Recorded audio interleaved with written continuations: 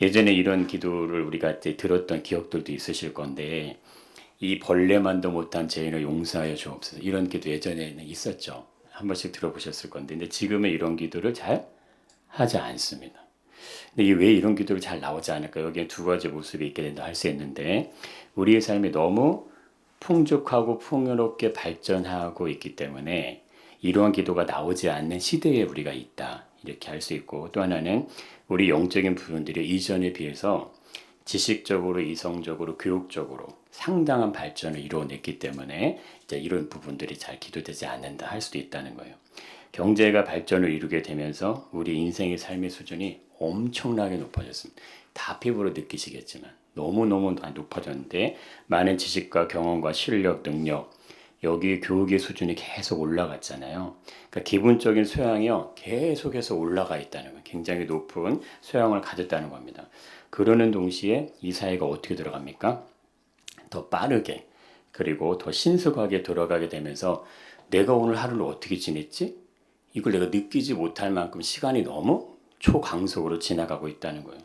우리 일상이 정말 신속하게 그냥 확확 갑니다.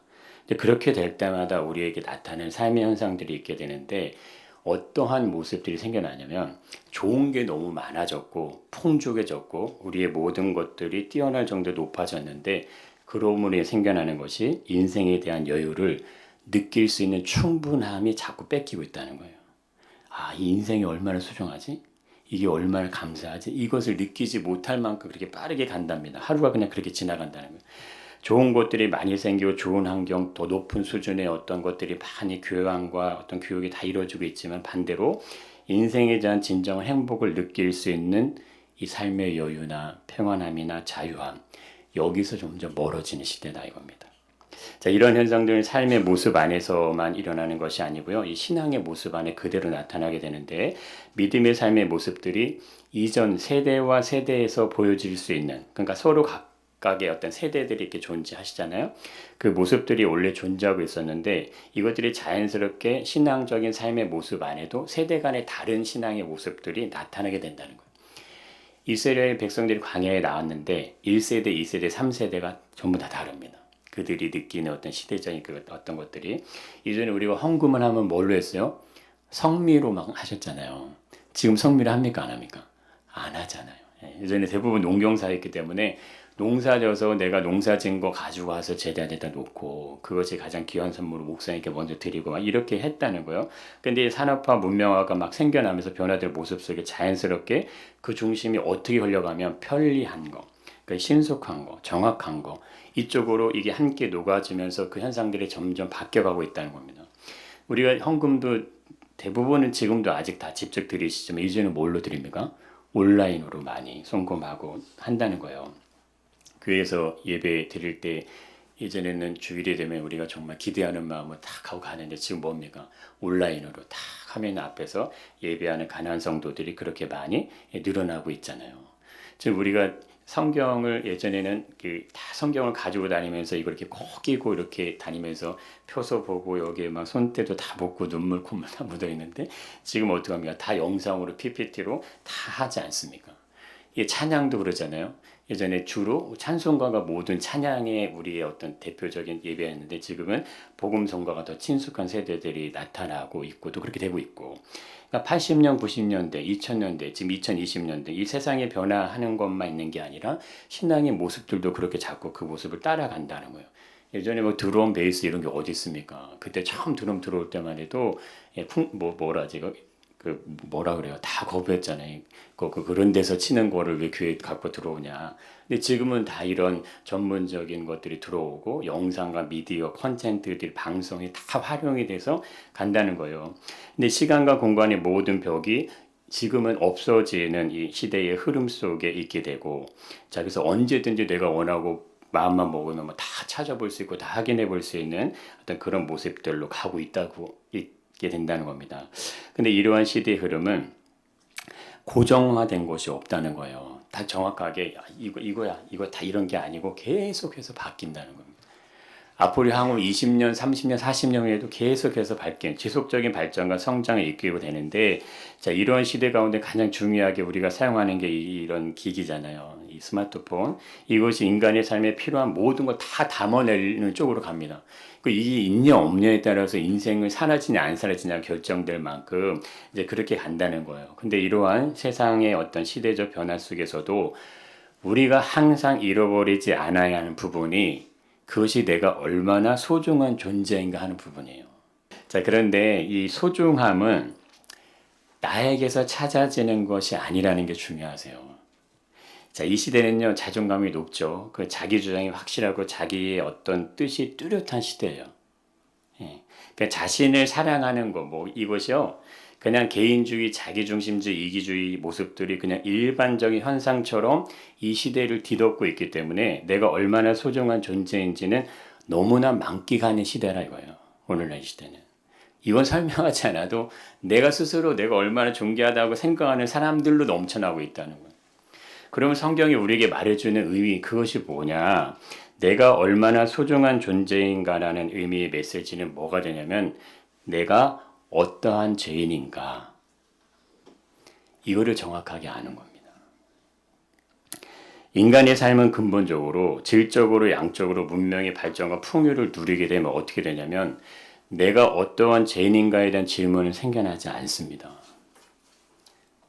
신앙을 갖는다고 해도 어떻게 가게 되냐면 교양 있게 품격 있게 좀 더 쉬운 말로 하면 폼나게 신앙생활을 하기를 원하게 된다는 거예요. 이거는 이 시대의 모습하고 같이 흘러가는 모습입니다. 그러면 우리네 삶에서 세상의 좋은 것들이 우리 안에 계속해서 노출되는 우리 삶 속에 있기 때문에 내 자신도 모르게 더 화려하고 세련되고 이미지화된 모습들이 가는 방향으로 내가 가고 있어요. 모든 컨텐츠, 모든 영상, 모든 메시지 뉴스들은 다 그쪽으로 흘러가고 있기 때문에 나도 내가 모르는 사이에 글로 간다는 거예요. 그래서 알맹이, 우리의 이 겉옷을 다 벗어버리면 우리의 몸만 남지 않습니까? 이 육신의 몸이 가지고 있는 이 자체만이 얼마나 감사하고 감격적인 걸 잃어버리고 내 어떤 이 모습 밖에 드러나는 것들을 자꾸 나를 이렇게 해야지만 내가 위로가 되고 내가 만족이 되는 세상의 모습으로 간다는 거예요. 더 좋은 걸 해야 되고 더 비싼 백을 들어야 되고 사람들이 볼 때 더 명품을 입어야 되고 꼭 그렇지 않더라도요. 우리가 그런 모습으로 가게 된다는 것입니다. 내 스스로 나는 그렇지 않다고 생각할 수 있지만 우리의 가치는 세상의 가치를 따라갈 수밖에 없는 구조적인 한계성을 가지고 있게 됩니다. 그러니까 세상의 흐름과 세상의 가치, 세상의 물질이 문명에서 자유하게 어느 곳에서도 매이지 않고 언제나 중심의 축을 제대로 잘 유지하면서 인생을 살아낼 수 있는 사람은 아무도 없다는 거예요. 이게 너무 중요하신 겁니다. 이러한 인간이 가지고 있는 구조적인 한계성은 너무나 많은 부유함 속에서 우리의 삶이 지금 돌아가고 있기 때문에 좋은 효과들은 분명히 있어요. 뭐 우리가 의학도 발전하고요. 그 교통도 발전하고요. 그 병원 가고 싶어도 막 큰 사고가 나도 다 살리잖아요. 바로바로 가면. 너무너무 좋은 시대지만 반대로 반대의 부분이 분명히 존재하고 있다는 거예요. 근데 세상은 이거 절대 얘기하지 않고 우리도 그것이 뭔지를 잘 깨닫지 못한다는 겁니다. 이 반대의 모습들을 왜 깨닫지 못하면 이건 숨겨져 있어요. 드러나지 않는 모습으로 존재하게 된다는 겁니다. 그래서 우리들이 이러한 문제점, 지금 우리가 살아가고 있는 나의 삶에서 무엇이 문제인지 제대로 몰라요. 그리고 이게 알아지게 되는 구조도 아니라는 겁니다. 그로 인해 우리 삶 속에서 계속해서 이상 증상과 이상 징후들이 나타나는데 그 나타나는 쪽으로 그냥 가는 거예요. 수습을 해야 되는데 그냥 흘러가고 있는 거예요. 그래서 너무나 많은 뭐가 생깁니까? 외식이 생기고 가식이 생기고 위선이 생겨날 수밖에 없는 카테고리가 흘러가는 쪽으로 간다는 거예요. 우리 가만히 생각해 보십시오. 내가 세상에 나 동창을 만나고 사람을 만나고 친구를 만나잖아요. 내 있는 모습 그대로 나 힘들어 어려워 이런 얘기 툭툭툭 꺼낼 수 있으세요? 없으세요? 없어요. 네. 먼저 가면 뭔 얘기합니까? 내 아들 잘 됐어. 뭐 이렇게 됐어. 이런 얘기 먼저 이렇게 쭉 하죠. 그 피상적으로 관계가. 근데 내 마음은 뭐요? 그게 아닌데. 내 마음의 속을 터놓고 진심으로 내 마음이 어때 이런 것들을 얘기할 수 있는 그런 사람들이 잘 되지 않는다는 거예요. 다 누구나 다 나는 문제 없는 것처럼 나는 괜찮은 것처럼 그렇게 서로의 어떤 모습을 하고 대할 수밖에 없는 이 사회 구조 안에 있기 때문에 내가 세상에 나가 사람들에게 나 이런 것 때문에 마음이 좀 어려운 힘든데 이런 얘기를 하면 누가 그 얘기에 귀담아 듣고 아 그러시구나 그래요. 제가 뭐 밥 사드릴게요. 걱정하지 마. 잘 될게요. 이렇게 안 한다 이겁니다. 지금 시대는 어떻게 해요? 냉랭하잖아요.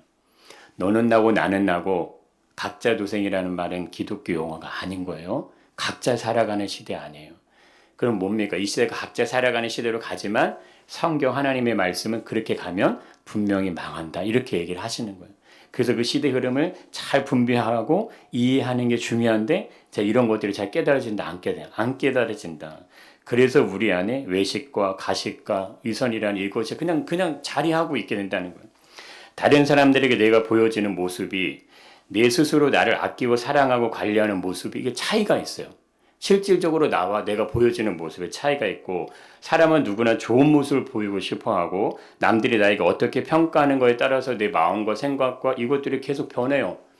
이것들이 내 감정, 내 마음, 내 의지, 상황에 따라서 환경과 역경과 사람에 따라서 우리도 하루에 수십 번씩 변화무쌍하게 계속 바뀝니다. 근데 이게 자연스럽게 일어나고 있다는 거예요. 그렇다면 이런 모습들이 그럼 왜 과연 문제가 되느냐? 이건 내가 얼마나 소중한 존재인가는 내가 어떠한 죄인인가를 깊이 있게 깨달아야지만 생겨날 수 있는 영역이에요. 그것이 성경에서 얘기를 하는 겁니다. 내가 인생을 살면서 엄마 아빠가 그래 너 소중해. 뭐 주변의 사람이 너 소중해. 내 자신이 나 소중한 사람 이렇게 느끼는 거 말고 뭐라고요? 내가 얼마나 심각한 죄인인가가 알아져야 그래야지 뭐가 되냐면 내가 얼마나 소중한 존재인지가 그때서 발견된다는 거예요. 그런데 이런 것들이 세상의 가치 기준들 속에서는 절대로 발견이 안 된다는 거예요. 내가 세상에 그냥 속에서 살고 있으면 그러니까 개인주의적이고 이기적이고 자기중심적인 것들은 엄청나게 많이 나와서 내 어떤 이것들이 계속 커져가지만 실질적으로는 뭐가 느껴지지 않아요. 내가 어떠한 죄인인가 이거는 느껴지지 않아요. 이 고백은 나오지 않는다는 겁니다. 나를 평가하고 나를 기준하는 어떤 세상의 기준들이 있잖아요. 실력, 능력, 뭐 인성, 외모, 뭐 성품 이 속에서 우리가 살아가고 있기 때문에 나 자신도 모르게 모든 가치 판단 기준들 속에 이 세상이 만들어 놓은 그 기준이 그냥 세팅된 대로 우리의 행동이 따라가고 우리 언어가 그렇게 따라가고 있다는 거예요. 그냥 나도 모르게. 근데 이 부분에서 뭐가 구별이 되냐면 진짜 신앙과 그렇지 않은 신앙이 나뉘어지는 지점이 됩니다. 이거를 성경이 분명히 얘기를 하고 있어요. 얘기를 안 하시는 게 아닙니다. 우리의 삶에는 가치 기준들이 다 존재해요. 내가 그 배움이 많든 적든 그런 걸 다 떠나서 존재하는 것만으로도 가치 기준을 누구나 다 가지고 있는데 내가 중요하게 소중하게 우선순위를 생각할 수밖에 없는 요소들이 우리에겐 다 있다는 거죠. 그런데 이러한 기준들이 과연 정말 이 세상의 가치의 기준이 아닌 하나님의 말씀, 성경의 가치의 기준으로 바뀌어 있냐? 나는 어떤 삶의 기준을 가지고 지금 내가 인생을 살아가고 있는가? 우리가 겉으로 우리의 마음의 중심은 잘 드러나지 않지만 그 내면의 모습을 조금만 들여다보면 사람의 가치 기준 다 보입니다. 그게 다 드러나 보일 수밖에 없어요. 일반적으로 사람은 뭐를 중심을 두는지 아세요? 사람보다는 물질의 가치를 두게 됩니다. 그게 이 세상이 추구하는 방향이에요. 그래서 이걸 잘 들여다보셔야 돼요. 이 부분이 뭔지를 잘 이해를 하셔야 됩니다. 내가 울고 웃고 나를 행복하게 만들어준 요소들이 이 세상적인 부분들에 있는가? 세상의 가치 기준들이 나에게 찾아 들어오고 그 생겨나면 그럼 내가 웃고 어떤 울고 행복이 만들어주는가? 아니면 신앙생활을 하고 있고 믿음을 가지고 있고 열정을 가지고 있어도 내가 과연 언제 내 삶에 이런 것들이 찾아오는 내가 웃고 울고 행복하고 기뻐하는 것들이 언제 있는지를 잘 보시면 그게 보일 수 있어요. 내가 원하고 바라고 소망하는 일이 만약에 있다고 생각해 보십시오. 그 일을 이루기 위해서 내가 가지고 있는 걸 다 쓴다고 해도 나는 전혀 아깝지가 않아. 오히려 내 것을 전부 내어주어서라도 꼭 그 일을 이루고 싶어. 그런데 그 일은 내 유익을 위한 일이 아니야. 나에게 성공이 오고 만족이 오고 물질이 따라오는 게 아니야.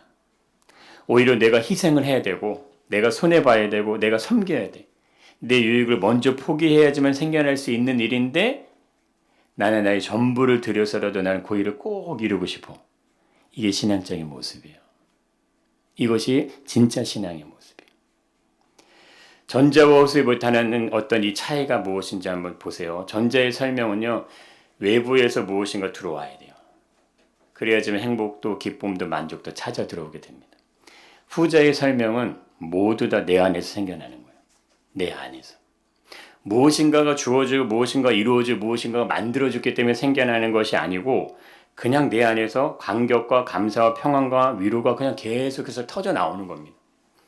진짜 신앙은 내가 가지고 있기 때문에 그것으로 인해서 행복을 느끼는 게 아니에요. 나에게 얻어지는 것이 있기 때문에 그것으로 인해서 만족이 찾아오는 게 아닙니다.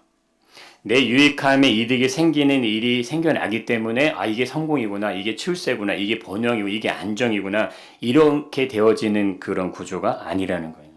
진짜 신앙은 내 안에서 나오는 게 아닙니다. 내 안에서 나온다는 말은 내게 나오는 게 아니라는 거예요. 그럼 내 안에서 내게 나오지 않는다면 무엇이 나올까요? 내 안에 내가 아닌 다른 게 나오는 거예요. 그게 뭐예요? 주님이 나오시는 거예요. 주님이. 내 안에 계신 주님이 나에게 기쁨을 주고 만족을 주고 행복을 주는 겁니다. 그러니까 이거는 세상이 주는 것은 내가 소유할 수 있지만 언젠가는 없어질 수밖에 없어요.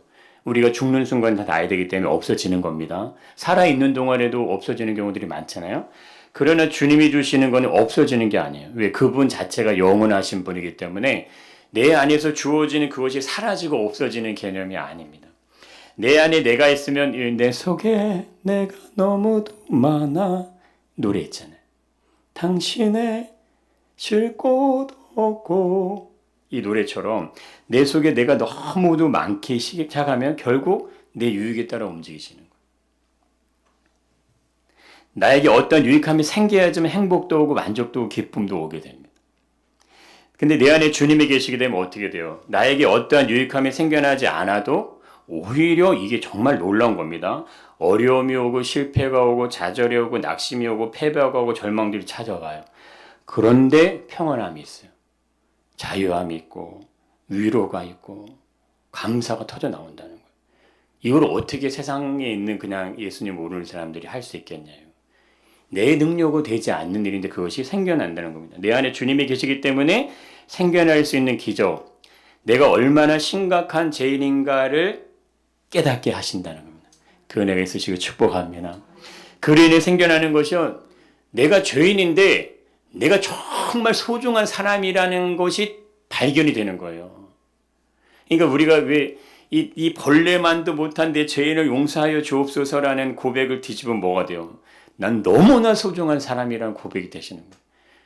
근데 이게 같이 있기 때문에 이 고백이 정점을 찍는 그 순간에 쫙 위로 끌려 올라가는 거죠. 예수님이 승천하시는 것처럼 그렇게 그런 모습으로 정말 내가 너를 얼마나 사랑하는지, 내가 너를 얼마나 존귀하게 여기는지 그것들이 우리에게 까다로워지고 알아지게 된다는 겁니다. 하나님은 말할 수 없는 어떤 사랑의 고백을 정말 쉼없이 우리에게 쏟아내시는데 우리는 뭐예요? 그 사랑이 오는 통로로 우리의 어떤 것을 이렇게 딱 보지 않고 어떻게 합니까? 우리 눈에 보여지는 그 통로에 맞춰서 가는 거예요. 그게 진짜 신앙과 그렇지 않은 신앙이 이렇게 나뉘는 기준점이 된다고 성경은 분명하게 우리에게 계속해서 언급을 하는 겁니다. 이 세상의 모든 것들은 다 뭐 하는 거예요? 존재하는 거죠, 존재. 존재한다는 건요, 눈으로 보여지고 손으로 만져지고 입으로 귀로 다 확인이 된다는 거예요. 그래서 존재하는 거는 시간과 공간의 한계성을 가지고 있게 됩니다. 시간과 공간을 넘어서 있는 거는 우리들이 이해하는 차원에서의 존재가 아닌 거고 그건 우리가 이해할 수 없는 영역에 그냥 있는 거예요. 하나님의 나라, 천국, 생명의 면류관, 생명의 책, 우리 이름의 기록 이건 우리가 알 수 있는 영역이 아니기 때문에 눈으로 보여지지 않잖아요. 분명히 있지만 우리가 생각하는 존재의 개념하고는 전혀 다르게 있다는 겁니다. 그렇다면 보세요. 주님은 시간과 공간이라는 한계성을 가지고 계신 분일까요? 아닐까요? 아니시잖아요. 주님은 시간과 공간을 넘어서 계시기 때문에 우리가 이해할 수 없는 차원의 영역 안에 계시다 이거예요.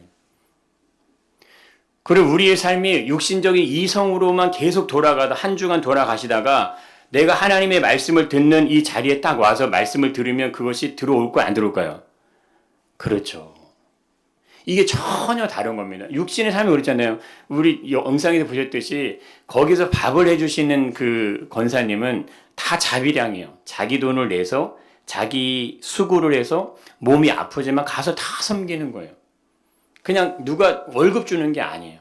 근데 자기의 삶을 그냥 들여서 그렇게 희생합니다. 근데 그렇게만 될까요?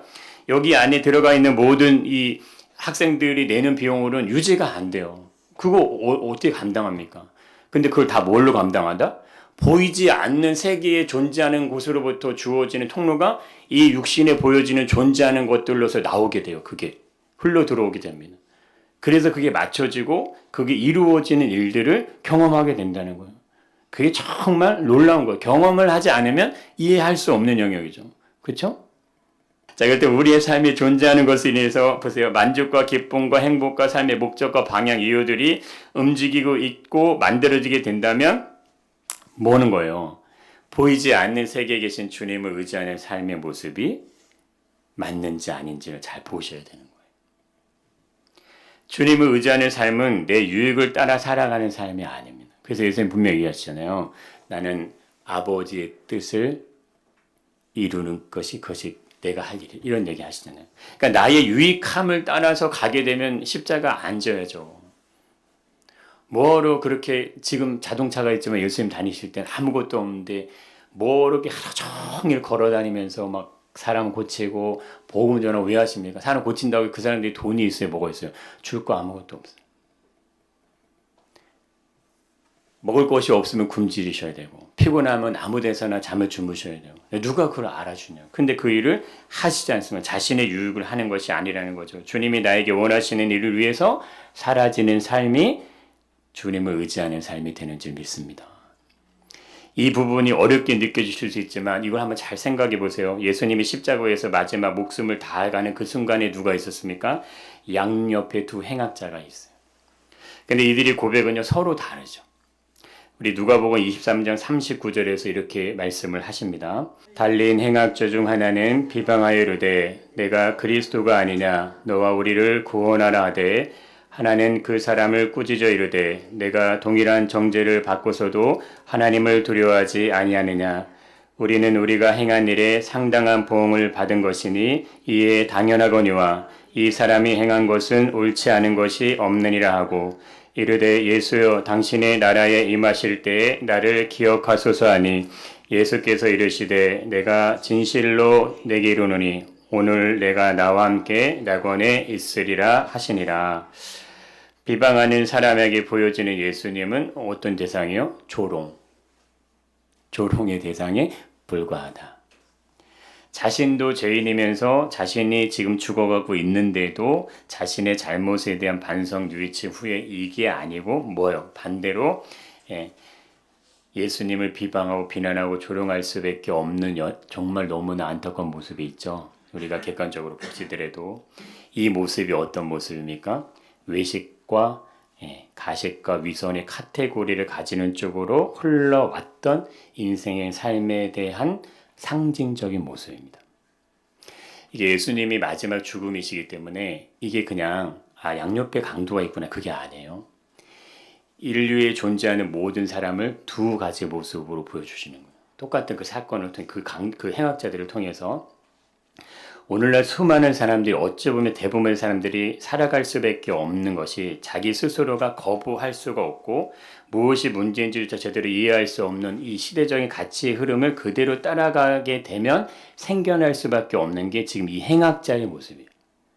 내가 죄인인데 난 지금 죽어가고 있는데 옆에 있는 예수님 조롱하고 있는 거죠. 예수님을 비방하는 이 행악자의 모습은요, 세상의 가치의 기준을 따라 살아가고 있게 되는 모든 사람들의 모형입니다. 모델입니다. 그들의 눈에는 예수가 뭘로 안 보여요? 메시아로 안 보여요. 구원자로 안 보여요. 이 땅에 교회를 다니는 수많은 사람들 중에 진정으로 예수님을 구원자 메시아로 믿는 사람이 과연 얼마나 될 것인가? 진짜 신앙을 가지고 있게 된다면 어떻게 되냐면 또 다른 행악자의 고백처럼 될 수 있어요. 그것을 보여주시는 겁니다. 그가 이렇게 얘기를 하죠. 한번 읽어보겠습니다. 내가 동일한 정죄를 받고서도 환영을 두려워하지 않느냐. 자, 이게 이제 이 지금 두 행악자의 모습은 다른 복음서에서는 좀 다르게도 설명이 되는데 오늘 본문에서 보시면 이 행악자가 누구를 얘기합니까? 하나님. 그리고 뭘 얘기해요? 그분을 왜 경외하지 않냐? 이 얘기하는 거예요. 십자가에 달려있는 우리는 뭐라는 거예요? 우리 죄인이야. 우리는 죽을 수밖에 없는 죄를 받고 지금 처형을 받고 이렇게 십자가에 매달려 있는데 너는 왜 너의 죄를 인정하지 않는 사람처럼 타인의 죄를 정죄하는 행동을 하냐. 이 얘기를 지금 하는 거예요. 내가 동일한 정죄를 받고서도. 오늘날 이 시대가 마주한 현실적인 모습이 이런 모습이라는 겁니다. 스스로가 죄인으로서 이미 정죄를 내가 받은 상태예요. 받았는데 마치 자신이 정죄를 받지 않은 사람처럼 행동하고 말하고 그렇게 살아가고 있다는 거예요.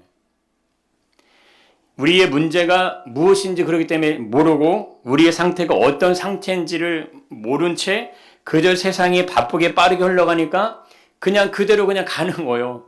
초고속 열차를 타고 계속해서 가는 겁니다. 모든 사람들이 원하고 바라고 생각하고 추구하는 그것을 나도 그냥 따라가는 거예요. 그렇게 살아갈 수밖에 없는 현실적인 한계성 안에 갇혀 있을 때는 어떻게 됩니까? 아까 예수님을 비방하는 그 행악자와 같은 그런 것들이 나타날 수밖에 없다는 거예요. 그로 인해서 메시아 구원자가 전해주는 주님의 말씀이 음성이 우리에게 들려야 되는데 이게 안 들린다는 거예요.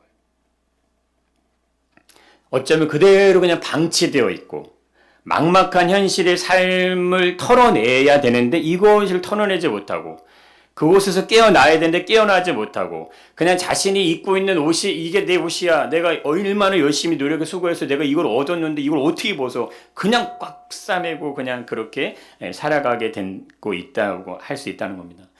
이 부분은 어디서 이 영역을 설명하시냐면 요한복음 3장 18절부터 21절에서 설명하십니다.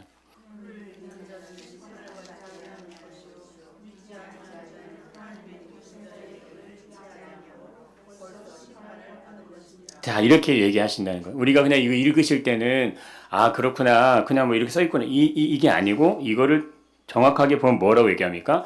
벌써 심판을 받았네. 왜? 예수님은 이미 오셨다가 죽으셨어요. 미래에 일어날 일이 아니고 이미 일어난 일이에요. 근데 이미 일어난 일은 이미 지났기 때문에 지났는데 하나님의 독생자의 이름을 믿지 않는다? 이미 심판을 받았다. 이렇게 얘기를 하신다는 거죠. 그 19절도 한번 읽어보겠습니다. 그 정죄는 이것이니 곧 빛이 세상에 왔으되 사람들이 자기 행위가 악함으로 빛보다 어둠을 더 사랑한 것이니라. 지금 이 행악자가 그런 거 아닙니까? 한 명의 지금 예수님을 비난하고 조롱한 이 행악자는 뭐라는 거예요? 예수님이 빛인데 자기 행위가 악하기 때문에 누구를 더 사랑해요? 어둠을, 악함을. 그 빛을 받아들이지 못하기 때문에 그가 십자가에 매달려 있지만 그는 이미 뭐한 사람이다? 이미 심판을 받은 사람이다. 20절에 한번 보겠습니다. 악을 행하는 자마다 빛을 미워하여 빛으로 오지 아니하나니 이는 그 행위가 드러날까 하며. 예수님을 조롱하는 이 행악자는 자신의 행위가 악하기 때문에 스스로 예수님을 조롱하고 있음을 인지하지 못해요. 깨닫지 못합니다. 자, 그런데 이 또 다른 행악자는요, 자신이 죽을 수밖에 없는 죄인이라는 사실을 너무나 정확하게 알고 있는 거예요. 분명하게 알고 있는 거예요. 그렇기 때문에 가능할 수 있는 일이 생겨나는 것이 있습니다. 내가 왜 십자가의 고통을 받아야 되는지, 지금 예수님과 같이 달려있는 거니까 내가 지금 왜 십자가에서 죽어야 하는지를 이 고백을 하는 행악자는 알고 있어요. 자기가 죄인임을. 나의 죄의 값을 내가 치러야 된다는 걸 알고 있습니다. 그 의미는 이제 더 이상 나에겐 희망도 없고 소망도 없고 내가 의지하고 존재할 수 있는 게 없다는 현실적인 한계성, 이거를 깨닫는데 거기 안에서 절망하고 원망하고 죽는 그 순간까지로 다른 누군가에게 어떤 이 불만을 쏟아놓는 게 아니고 그 자신의 한계성에서 빠져나오는 거예요. 빠져나오시길 축복합니다. 우리가 가질 수밖에 없는 육신적인 삶의 환경에서 나오는 거, 밖으로 나와야 돼요. 빠져나오셔야 돼요. 그러니까 진짜 예수를 믿는 신앙은 인생이란 육신적인 삶의 어떤 현실적인 한계성에서 빠져나오시는 거예요. 그 안에 있으면 다 죽는 거다. 이렇게 성경은 얘기하시네요. 그것이 예수님이 뭐라고 얘기하십니까? 그것이 구원이다. 이렇게 얘기하시는 거예요. 육신의 정욕을 이길 수 있는 사람은 아무도 없어요. 내 욕심과 탐심과 이기심과 내 자랑과 어떤 내 본성과 어떤 이걸 이길 수 있는 사람은 아무도 없어요. 그렇기 때문에 뭐 해야 된다? 건져내셔야 돼요. 거기서 빠져나오셔야 된다는 거예요. 모든 사람이 육신을 위해 살려고 할 때 그 사람은 영원한 하나님 나라를 위해 살아가는 거예요. 빠져나온 사람은. 그게 보이기 때문에. 모든 사람이 세상의 가치와 물질 문명이 지배하고 있는 삶의 현실에 육신의 한계성을 다 살아가는 겁니다. 잘 사는 것 같으시죠? 돈이 많고 성공하고 내자녀 출세하고 막 유능한 사람 되면 잘 살아지는 것 같으시죠? 그 한계성 더 깊게 들어가는 거예요. 더 높게 올라갈수록 해서 뭐 해야 돼요? 더 철저하게 더 고독해야 돼요. 고독한다는 건 뭐예요? 내 자신이 아니라 주님 앞에 내가 1대1로 고독한 시간을 가져야 돼요. 그 시간을 누가 가주셨어요? 예수님. 모세. 자기가 위로 올라가 있지 않고 양을 칠 때는 그렇게 고독한 시간을 보내지 않아도 돼요. 내 양만 하면 되니까. 이스라엘 백성을 지도하는 어떤 이 지도자가 되면요. 스스로 하나님과 나의 관계를 지속적으로 계속 점검하고 하나님 안에 머물러야 돼요. 그게 모세예요. 근데 그걸 제대로 못한 사람이 누구 있죠? 누굴까요? 다윗. 다윗은 그거 못합니다. 그래서 모두가 전쟁터에 나갈 때 우리 아내 밧세바를 취하잖아요. 밧세바의 남편 죽이잖아요. 왜 그렇게 됐어요? 내 영광, 내가 이 목동, 양치는 목동의 자리에서 점점점 올라가서 최고의 권세가 있는 그 자리에 올라가 버리니까 거기서 철저하게 고독함으로 하나님과의 대면이 이루어져야 되는데 더 이상 그렇게 하지 않아도 돼요. 누릴 게 얼마나 많고 가질 게 얼마나 많고 모든 게 다 내 소유인데 그때 어떻게 해요? 그때 사람은 무너지는 거예요. 지금 뉴스 뭐 보시는 거 아지 않습니까? 위에 있는 사람들 다 까보고 만약에 보면요. 우리가 행복하신 거예요. 우리가. 현 정권에 있는 이 사람이든 뭐 누구든 권력과 힘을 가진 모든 사람 행복할 것 같으시죠? 우리가 행복한지 믿습니다. 그냥 하루 삼시세끼 먹을 거 있는 게 그게 행복이에요. 그게. 오늘 먹을 거 없으면 권사님 나 먹을 거 좀 줘요. 그럼 뭐 주시면 그게 행복이에요. 많은 거를 가지고 쌓아놓는다고 해서 그게 행복이 아닙니다. 왜? 인생에 가진 한계성에서 빠져나와야 되는데 내가 가진 게 많을수록 안 나와져요. 이 한 명의 행악자는 예수님을 비난하는 다른 행악자는 왜 그걸 할 수 있다고요?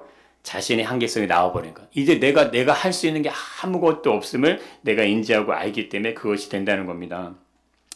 이런 것들이 왜 문제가 되고 우리 인간의 삶에 어떤 오류가 생겨나게 되고 있냐.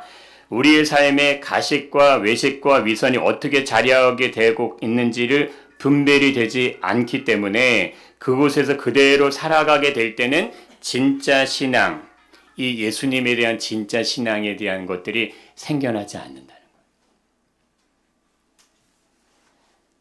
아무리 좋은 것들이 넘쳐나고 화려하고 찬란하고 위험한 것들이 막 생겨도요, 유혹이 막 와도요, 그 자리에 앉지 않는 거예요. 오직 하나님의 말씀을 따라가시길 축복합니다. 세상은 급속도로 변화하고요. 세상은 급속도로 우리를 계속 몰아갑니다. 따라갈 필요 없으세요. 그래? 너는 가, 나는 안 가. 우리 내비게이션을 가지고 차를 타고 그거 운전하는 게 엄청 편리성이 너무 뛰어나죠? 사실 좋은 건 뭐예요? 내비 보지 않고 가시는 게 좋은 거예요. 지금의 핸드폰 없으면은 내 부인 남편 핸드폰 뭐지 이게? 이러시잖아요.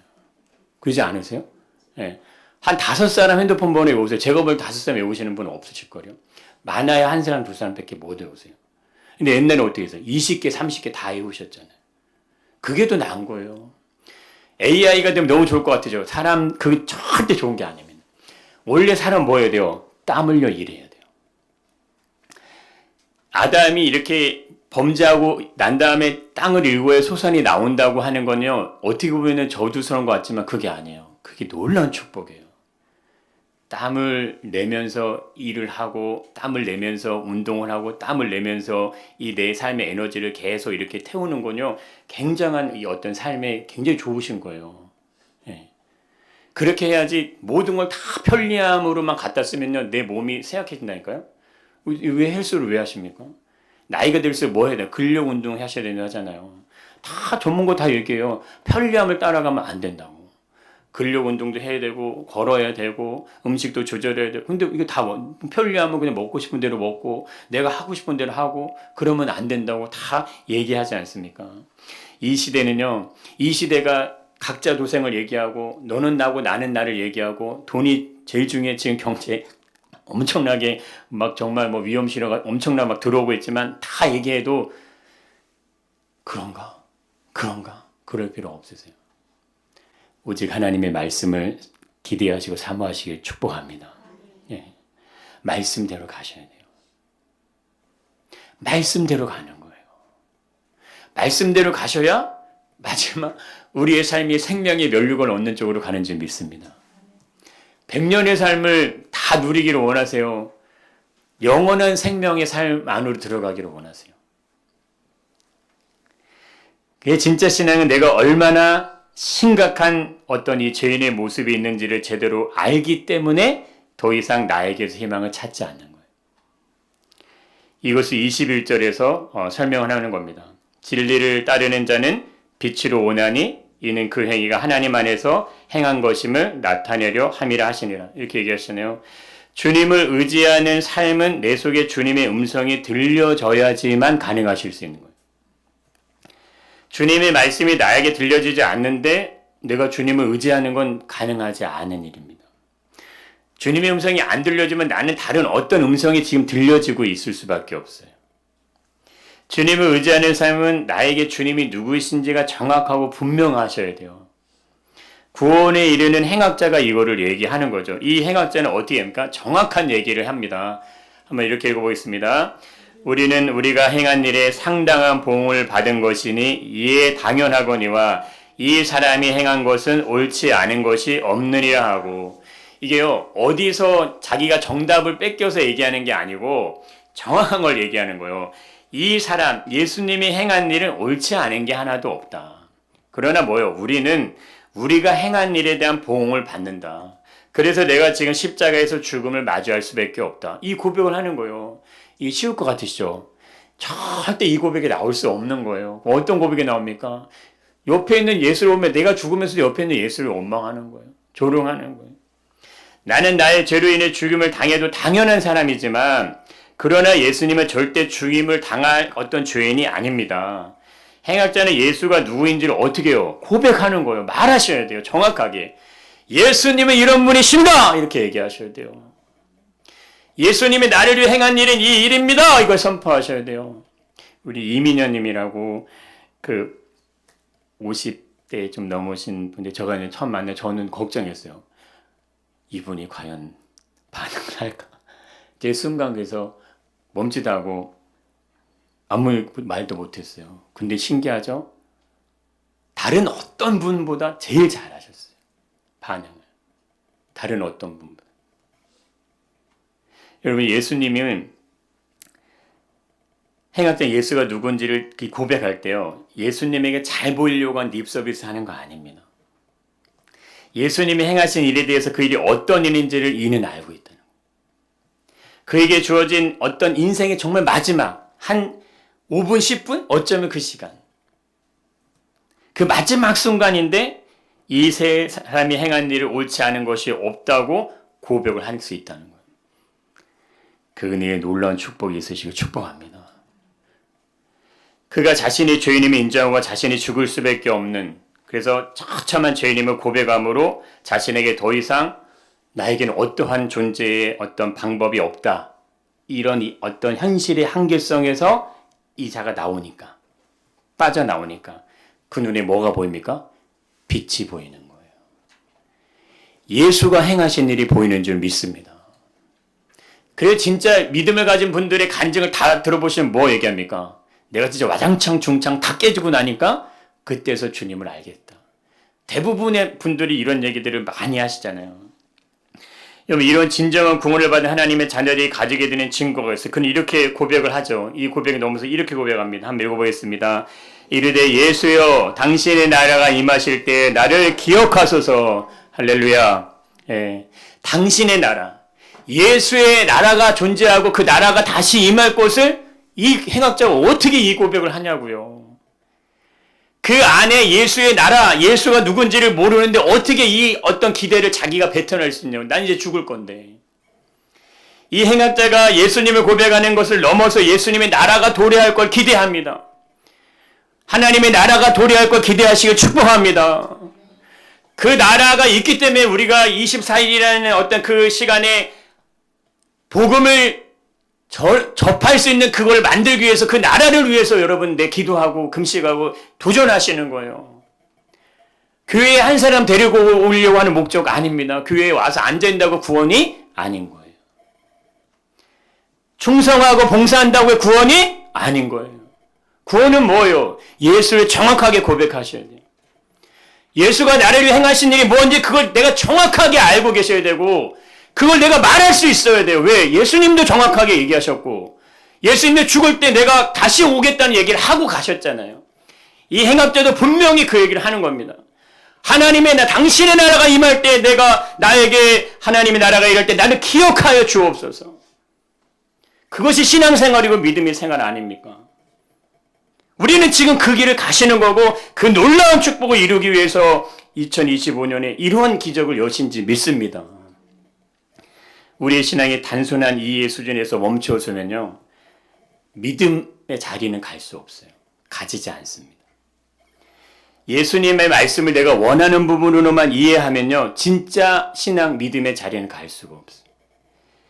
예수님의 모든 말씀이 길이고 진리고 생명이심을 선포하시길 축복합니다. 예수님의 말씀이 맞는 거지 세상이 말하는 말이 맞는 게 아니에요.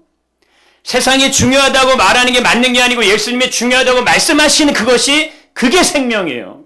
그게 영생이고 그게 구원인 줄 믿습니다.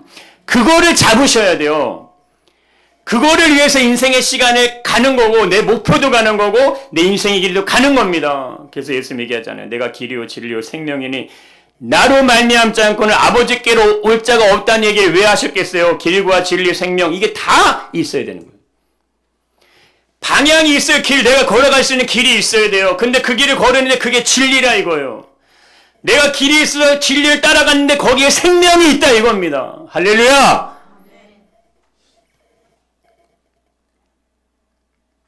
진짜는 예수님께 모든 삶의 초점을 둘 수밖에 없어요. 진정한 신앙은 내가 원하는 대로가 아니라 주님의 말씀하시는 대로 절대적인 순종을 이루어가게 됩니다. 그렇게 가셔야 돼요. 그것만이 우리에게 유일한 구원의 능력이 된다는 사실, 이걸 믿음으로 받아들이시기 축복합니다.